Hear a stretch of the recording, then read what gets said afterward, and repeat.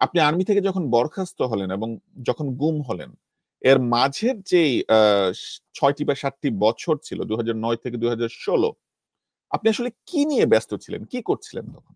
জি, ধন্যবাদ।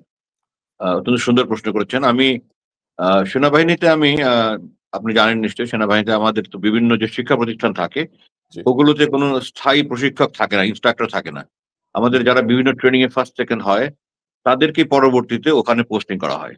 জি। তো আমি মেজর লেফটেন্যান্ট কর্নেল, কর্নেল ৩ র‍্যাংকেই সেনাবাহিনীতে প্রশিক্ষক ছিলাম। আমার বাংলাদেশ সেনাবাহিনী বর্তমান সেনাপ্রধান সহ প্রায় ৫০০-৬০০ অফিসার আমার ছাত্র।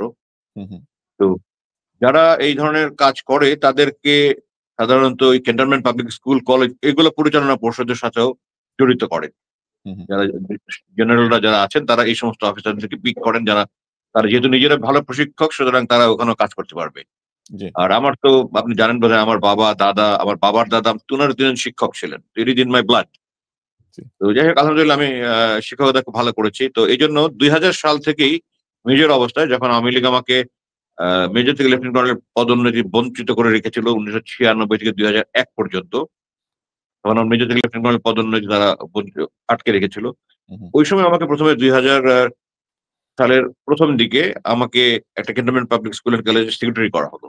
হুম, হুম, এবং তখন থেকে নিয়ে আমাকে বরখাস্ত পর্যন্ত এই ৯ বছর আমি একটানা বিভিন্ন স্কুলে মোট ৮ টা এরকম শিক্ষা প্রতিষ্ঠানের সাথে জড়িত ছিলাম। যার ৫ টাতে আমি চেয়ারম্যান হিসেবে দায়িত্ব পালন করেছি।